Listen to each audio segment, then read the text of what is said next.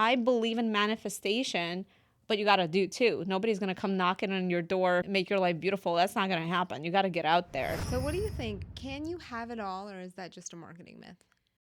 I think, based on experience, you can have it all, but just not all at once. To me, it's work-life integration. Yeah. I feel like it's a teeter-totter. You can't control what happens to you. You can't control other people's behaviors. You can't control outside circumstances, but you can control your reaction. Welcome to the Glamorous Grind, where law meets lifestyle. We are lawyers, friends, and your insiders to the world of legal drama. I'm Mila and Alina, a litigation trial attorney and a certified family law specialist. And I'm Mila and a litigation attorney specializing in employment and personal injury law. Every week, we're diving into our most unforgettable cases, showcasing inspiring success stories, and sharing how we balance drive and determination with style. So whether you're a legal powerhouse chasing success or just here for the juicy stories, grab your favorite drink because we're pouring out wisdom, wit, and plenty of glam. It's law, it's life, it's the Glamorous Grind.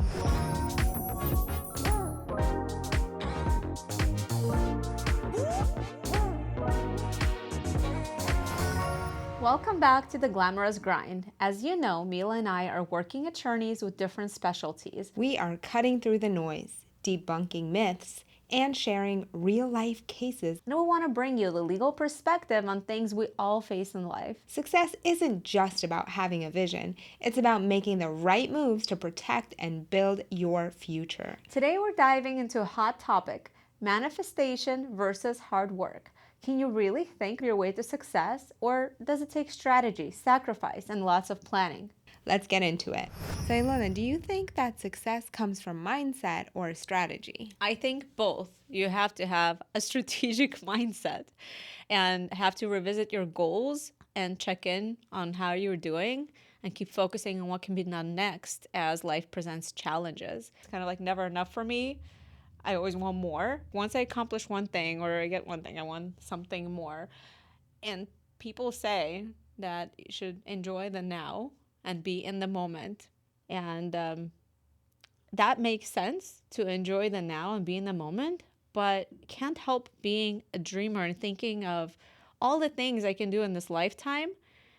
Why not dream and why not try and picture it? Because I think a lot of like what's to come in life, to me personally, it helps not just to like read books or, watch movies, but to put it down on paper, to revisit it and picture it. Actually, the most influential book for me that helped me figure an answer to that question is this book. And I found it when I was like 30 years old. Where will you be in 5 years from today? I didn't know back then what was going to happen. My goals at that point were, grow my business, become one of the largest family law firms, in Southern California, have a family. I had a whole bunch of goals, and this book helped me plan it out in great detail, not just write, I want to be happy, but have the right perspective and focus on the details of what I want, where I wrote a page about my personal plans and also like what I want in a guy. It was a long checklist. I don't know about doing that again, and another one was a business plan that I wrote out that was detailed. I was very, very specific. Like my plans at that point were to buy real estate in the future, and I was specific based on advice in this book. Where do you want it? What unit number do you picture you're gonna want to purchase one day? And years later, when I compared my checklist, just to go back, I totally forgot about the unit number I wrote, but I ended up owning units on the 17th floor, and the unit that I wrote in my detailed book was like 1701, and I ended up purchasing 1702 and 1703. So I was a couple of numbers off, but it was exact, and I was like, oh my God, it truly works. I believe in manifestation, but you got to do too. Nobody's going to come knocking on your door, make your life beautiful. That's not going to happen. You got to get out there. Same thing with business. What about you? I think there's a combination. I mean, I certainly think there needs to be some aspect of manifestation, of planning and keeping in mind kind of your end goal. But to me, like my life has always been very much about discipline, of kind of putting together my life in such a way where I don't have the option to turn back or not be disciplined, not really following emotions and following the plan. I have like a thing that I would say, like, screw your mood, follow the plan, and staying disciplined. I'm a big believer that how you do anything is how you do everything. So routines, and, making sure that I push myself out of my comfort zone on a regular basis has always been like my way of, I guess, manifesting. I wasn't held back by my parents when I was growing up. Like they told me I was smart. They knew I was a good student, and they just put all the pressure on me to figure things out and do well over when we were there and when we came to America. So the only thing I was missing is guidance. How the hell did I do this?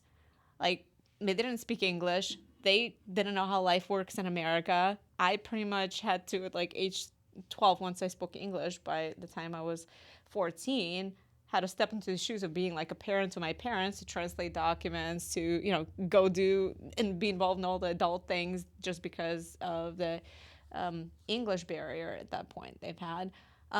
But so I guess I had to figure it out on my own. And in part, I think it's great. It would have been great to have someone guide you, because maybe I would have been way, way further in life now.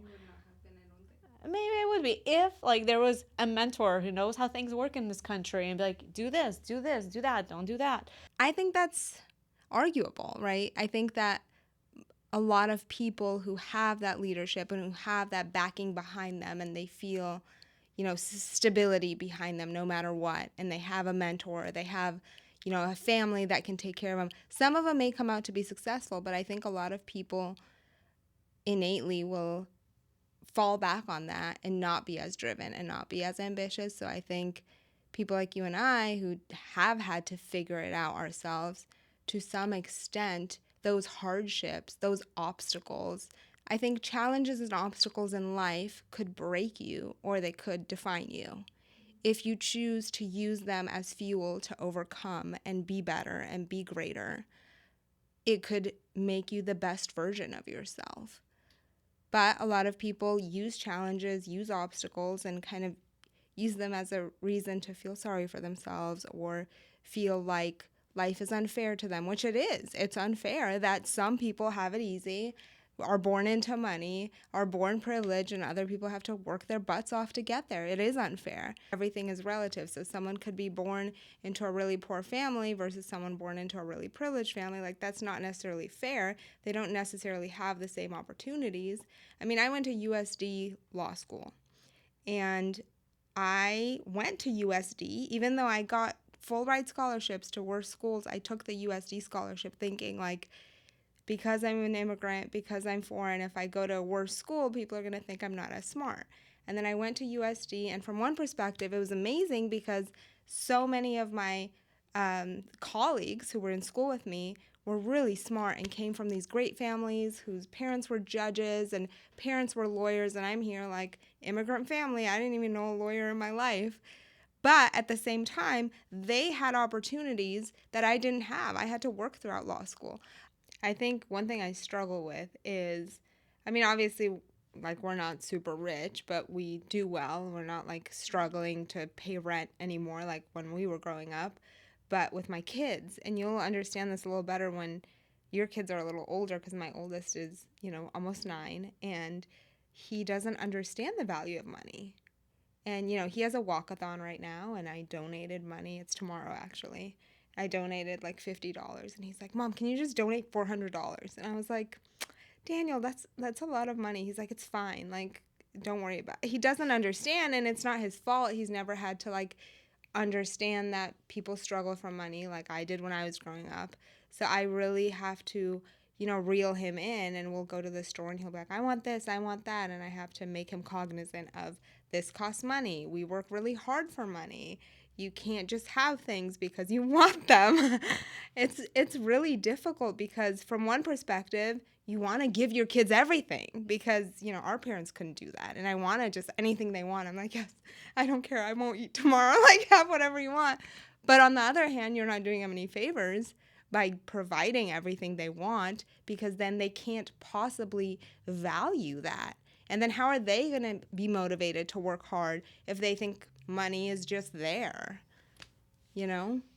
Yeah. I mean, I think I'm guilty of that as well, but my excuse is that my daughter is just under 5 now, so I just buy her, you know, at what she wants for now. But sometimes I'll be like, hey, I look at the price and I'm like, hey, this toy is not worth that much. I can order on Amazon. So if we're at the store, she's like, I want it, mommy. I'm like, no, that's too expensive. So then she walks around the store saying, it's too expensive. We have no money to buy it. I'm like, but Yeah. I make Daniel now, he like has his chores. So at the end of, each day, if he does his chores, he gets $1 and then it goes into his piggy bank. But he has to do all his chores without complaining. Like if he complains, he doesn't get his $1. It's like piano, studying, reading, like X amount per day. And then he has his money. So if we go to the store and he like wants something, like sometimes he has the worst sense of fashion I've ever seen. It kills me, especially since like now we have this Glamorous Grind podcast. I feel like my kids should also be glamorous. But he'll want these like ugly sweaters that are like oversized. They look like dresses. I'm like, I am not paying for that, kid. And I'm like, you can take money out of your own piggy bank. And he does. It makes him think like, is this worth, $20 or $30? That's a good way to do it. You mentioned having discipline and routines. What are your routines? So I have crazy routines. Everyone tells me I'm insane. Maybe I am. I don't know. But my wake up time is around 3, sometimes 3:30. And I usually work for like an hour in the morning. I like to organize my day so I know what I'm doing. And then I'm at the gym between 4 and 4:30. And then I'm done by like 6 at the latest, and take a shower, and I'm in the office by 7. Before you had kids, was your schedule and discipline or routine the same or different? It was different. It wasn't as crazy because I had a lot more time to like have leeway or work out later, or so I still had a pretty disciplined schedule compared to I think probably most people. Usually like Sunday's my rest day from the gym. I don't go to the gym, but I will run, and that's kind of my time to manifest, I guess, if you can call it manifesting, because I usually will run about 4 miles. But during that run, I'm like listening to motivational podcasts and thinking about kind of everything I want. Like I think about my cases a lot, strategy on them, how I want them to close. I think about kind of, now I have like 2 new practice areas that I'm helping you build and thinking about strategy on those and how to work them up. And Sundays is my day to just like really put everything out. My run is usually about an hour, and during that hour I like think everything through.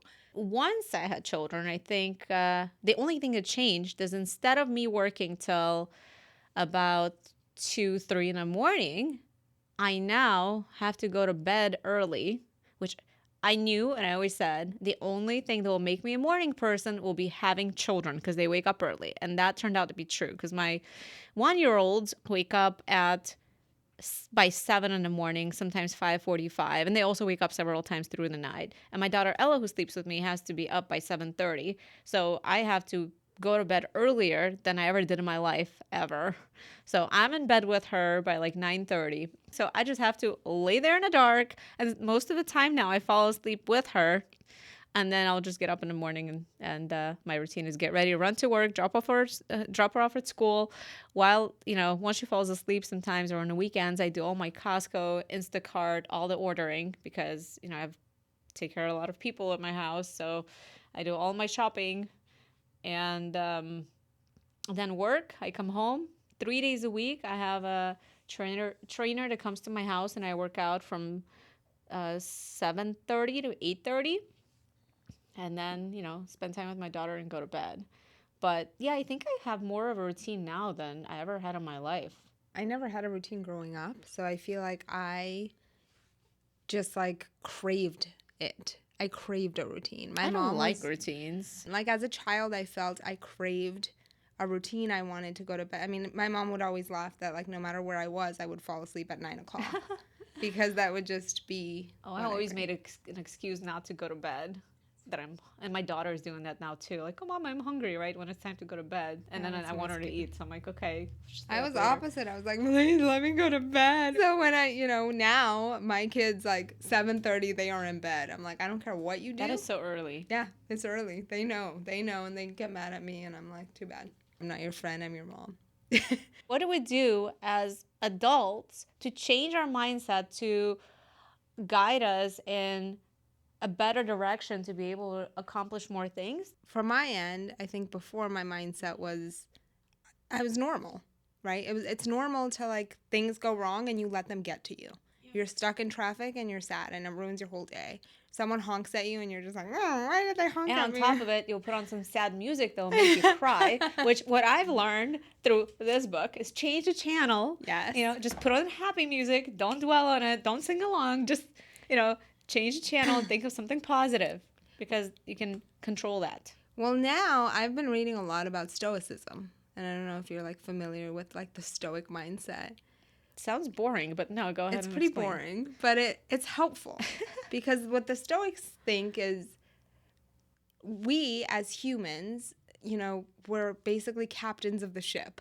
And our job as the captains of the ship and like life is the ocean and the waves come at us and we could sit there and be pissed off that the waves are coming and the weather conditions suck, or we can just focus on trying to steer the ship in the direction, not worry about the waves in the ocean. Sure, And sounds that's pretty kind of good. well, and that's kind of the thing, right? You can't control what happens to you. You can't control other people's behaviors. You can't control outside circumstances, but you can control your reaction. When things come and hit you and bring you down, are you going to let it get you down? Are you going to feel sorry for yourself? Or are you going to get I up don't dwell and on things. I just like move on because what's the freaking point of sitting there and being upset? All you do is create negative energy. Your stomach turns. You're upset, and you don't feel good, like emotionally, physically. I just say, okay, well, this is the problem.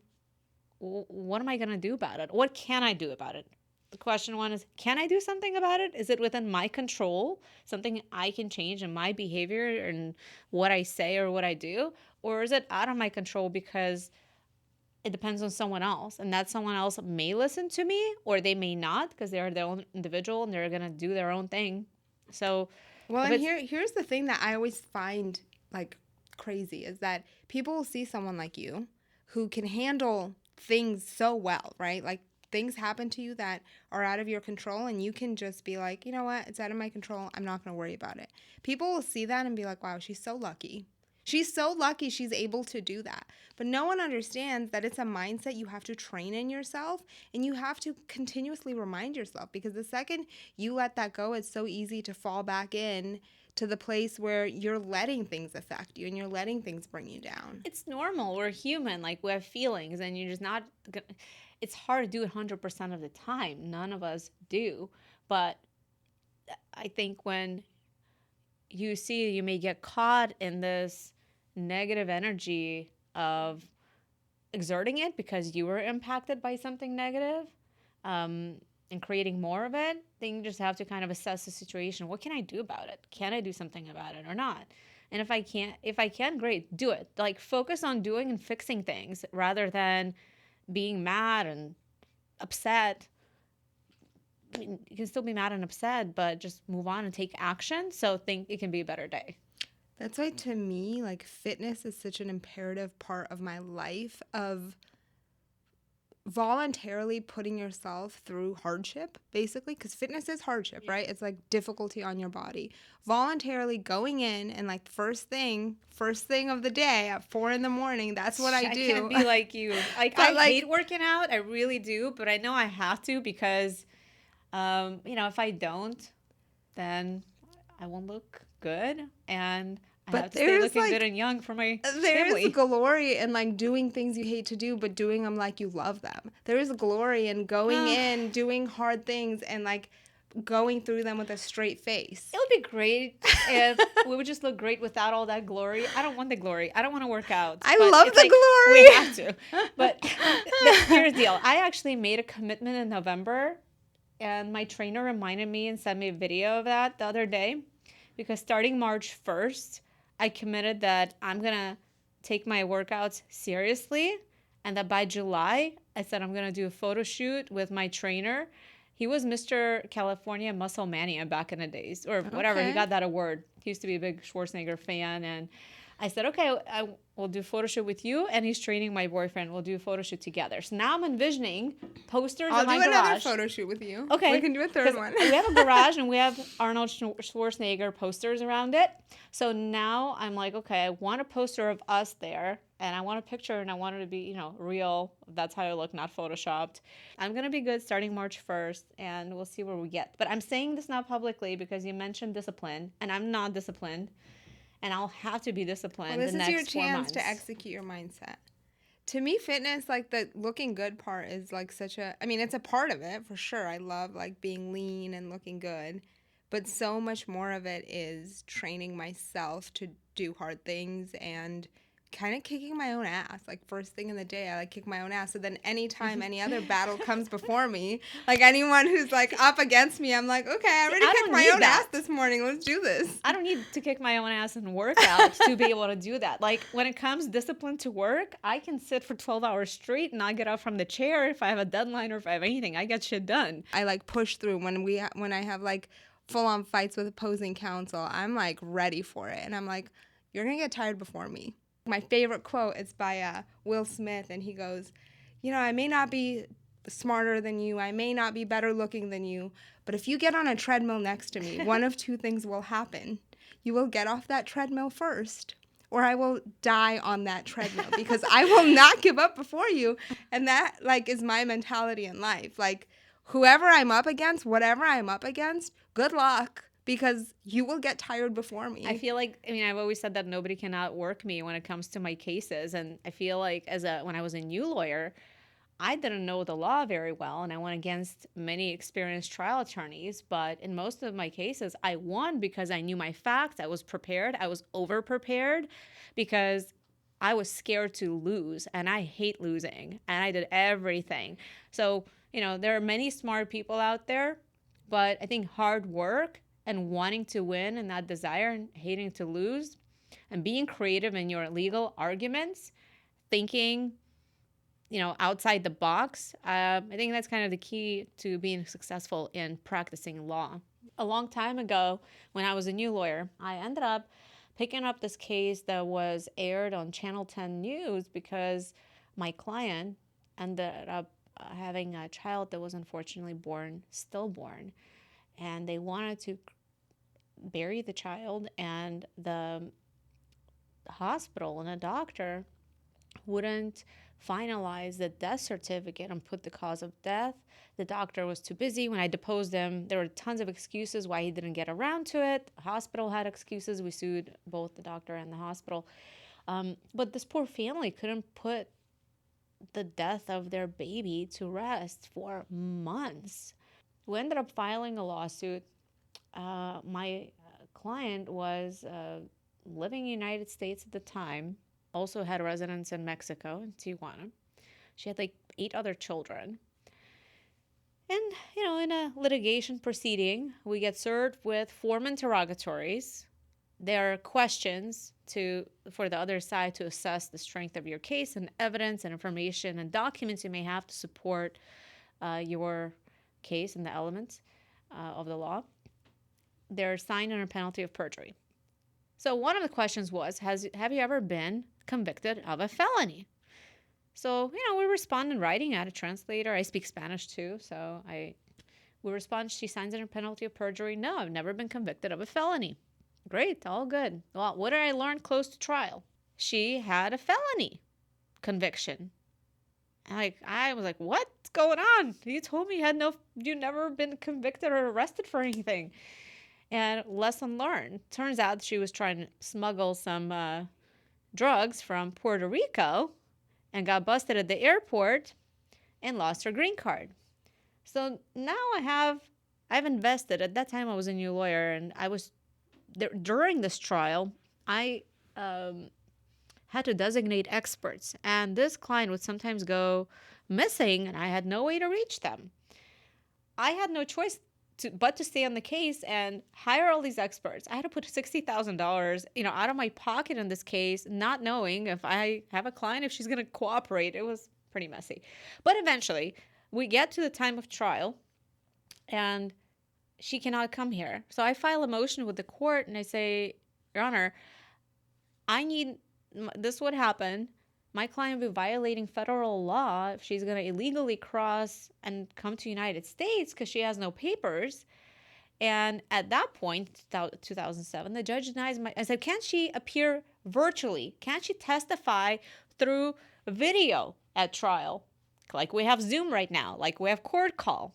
And the judge says, no, Ms. Antonian, technology and the legislature have not caught up with each other. So I'm going to deny your motion and you're welcome to file for an appeal and change the law if you'd like. What I did is I hired a video cameraman here in the United States. I took a deposition court reporter and I traveled to Mexico. Instead of presenting my entire case and exhibits at the time of trial like you would normally do in front of a jury, I had to show all my cards to both defense counsel in advance, pretty much doing my entire case through a deposition, hoping that I'll be able to use that video deposition at the time of trial somehow. I showed my entire case to the other side. So what happens is she hires a coyote.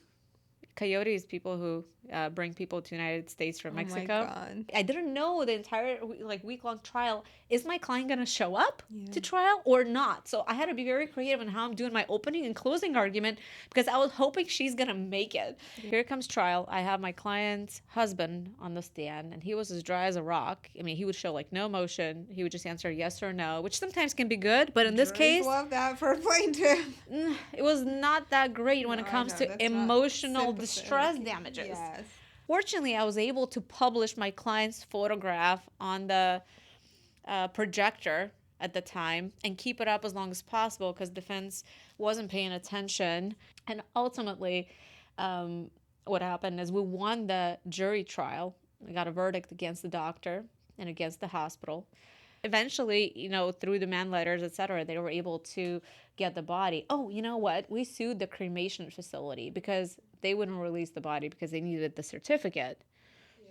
And the body was actually cremated and they weren't releasing it. So the family didn't get to bury the baby. So what do you think? Can you have it all or is that just a marketing myth? I think, based on experience, you can have it all, but just not all at once. See, having it all, like as women, what do we want? It's different at different stages in life.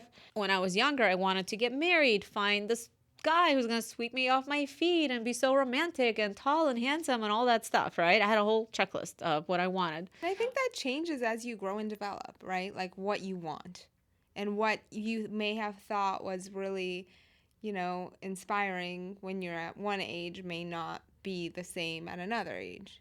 But I couldn't have it all because my business was my baby and it took so much of my time, like from 2005 till 2019. Like I said, I worked 6-7 days a week and it was around the clock almost, and I still made time to have a good time here and there, but it wouldn't be possible. There wasn't enough time in a day for me to have a successful relationship, have all this time to go hang out and do all these things and see the world, which would be great, and also have a business. And then, did I eventually meet somebody who offered me that I was married to for only 4 months because he ended up being crazy? Yes. But I think I was smart enough being a divorce attorney to know that I'm not just going to close my law firm or not go into a partnership and not pursue what I've already devoted at that point 10 years of my life to and just rely on a guy to take me traveling and buy me things. Because what I see happening to women, and it can happen to men too, is that if you lose who you are, if you give up your career, if you're not really sure that this marriage is going to 100% work, because only time shows, right? If you can make it through difficult times together or not, then you can find yourself with nothing. You can be dumped, left struggling, having to fight for spouse support, having to rebuild from scratch, and you could have children on top of that. So life could be very difficult. So my advice to people out there is don't give up who you are, and what you've built. Pursue it. Don't get too comfortable in life because you never know when shit is going to hit the fan. You don't. It could be in personal life. You could have a really great husband or boyfriend, but things happen. Somebody could die, and they may not have life insurance, and you have to figure things out on your own. There could be somebody coming along that may take that person away from you. It's possible. The lesson is have it all within yourself so you can be self-reliant. Rely on yourself to the extent possible. And I think about this a lot, that success is so different for every person depending on their personality and who they are and what they're passionate about. Some people may find success in just having a family, and other women can't, or other men can't find success unless they also have a career that's really stable. I also feel that you can have it all, but not at the same time. I think to me, as I've grown and developed as a mom and an attorney, and I've noticed that, work-life balance is kind of a fallacy. Every time I try to chase a balance, it fails, and it makes me feel like a failure because it's more of a teeter-totter. I think it's been popularized. That's how like everybody's like, oh yeah, we have work-life balance here. But okay, if you do 9 to 5, okay. But most lawyers, they can do 9 to 5 if they're good lawyers, if they have years of experience, if they're seasoned, and they have answers, right away without having to do additional research, and they've been there, done there, right? Most good lawyers, ambitious lawyers, don't work a 9 to 5 job. It's right, they don't. Really you can't be good if that's what you're going to be. Well, and that's the thing. Like, to me, it's work-life integration. Yep. I feel like it's a teeter-totter. Like, especially when you have a family and you're a successful entrepreneur, whether you're a lawyer. I think most lawyers are entrepreneurs because so much of our job is marketing ourselves. No matter who we work for, we have to brand ourselves if we want to be successful. And it's a teeter-totter. In some weeks, your family needs more of you, and you're a little bit less of a lawyer because you can't put that 70 hours a week in like you normally do. Yeah. And then other weeks, you're in trial, or your caseload is insane, and you have to put more into work, and you're kind of a shitty parent. True. And, like, your kids have to learn that, like, you're doing that because you're trying to work really hard to give them a better future. And I think the acceptance of that, the teeter-totter and the work-life integration, has made me feel so much better, because then if I have to give more to family and I'm not as present at work, I don't feel as guilty. If I have to give more to work and I'm not as present at home, I don't feel as guilty, because I know that both are important for me, for my success. You just got to do the best you can every day. I mean, I think when you have a family, you obviously love and care about your family, and I think you want to be with them, right? But when you also have a career on top of that, you want to be good at what you do and not lose your spark and not lose your edge and remain a good lawyer. And to do that, you have to keep going and practice, because if you don't practice, then you'll get rusty. I think you have to be passionate in whatever it is that you do. And I remember hearing this quote about Pavarotti, the opera singer, and they were just like, oh my goodness, you're so ambitious, you're so passionate, because he would just like practice around the clock. And he was like, it's not practice, this is devotion. I'm devoted to my craft. Like, I work hard every single day to put myself into what I do because I love it so much. And I feel like no matter what you do, what your career is, if you enjoy what you do and you find purpose in it, you're gonna be good in it. Can you have it all? What is the all for you? Like, what do you want? Because maybe this one person, a man or a woman, just wants one thing. And that's not hard to do, to be devoted to one thing. If you don't care about having family, if you don't care about hanging out with friends or having close friends, if you don't care about traveling, if you don't care about focusing on your health, like if you don't have all these different aspects, like, oh, you don't care about spirituality or whatever else people are into, then it's easy to be damn good at one thing. That's all you got, or you better be good at it, right? For me personally, I have this, it's a blessing and a curse, but I can't half-ass anything. I can't. Every time I've tried, I just feel awful about it. I have to put my heart and soul into everything I do. When it's with my kids, when it's cooking, I can't stop until the table is so full you can't see the tablecloth. When I'm working, I can't stop unless I'm fighting everyone and getting the best results for my client. When it's with my kids, it's the same. I just can't. I'm so passionate, and I have so much fire in my soul. I just want to put everything into everything. But for me, that's having it all. But people look at me and they're like, you're insane. Stop. It's like, it's for you. Like, you have your alls that are important to you, right? All these different components and make it your all for you. And that's your all right now. It'll be different in another 5 years. Your children grow older, or they go to college, and etc. And, same thing. It's like for everybody, you take a snippet of our life right now. And what is the all right now? What do you have? When you have young children, you don't have time. I mean, okay, I guess you can. So in a perfect world, you could have time for romance and all that stuff. I haven't had a facial in 10 years. I haven't watched a movie in 8 years. I got one massage in the last 7 years, and it was you like and a I went Valentine's Day together, present. remember? Yes. So it's like, but like those things for a lot of people are non-negotiable. It's like, oh, I have to get a facial every 2 weeks or else, because it's like super soothing for them. Fortunately, you look good, and I wouldn't be able to tell you haven't had a facial in a decade. I use beef tallow as moisturizer. You know what that is? What, beef tallow? Beef tallow. No. It's literally beef, and it smells like meat. So like my face smells like meat in the evening. But it's amazing. It's the best moisturizer. It's cow fat. How about put some liver on it? I have a recipe for you. Take a little mixer, put some chicken liver, put it on your face. I'm a little bit of a witch. I eat liver every day. It reminds me of like back in the former Soviet Union, because we didn't have hair conditioners, and people made funny recipes to make their hair soft. And I remember one time, one of the recipes was you take a couple of eggs, you put in mayo. Yes, I remember this. I think you might have had to put some pea in it too. I don't remember.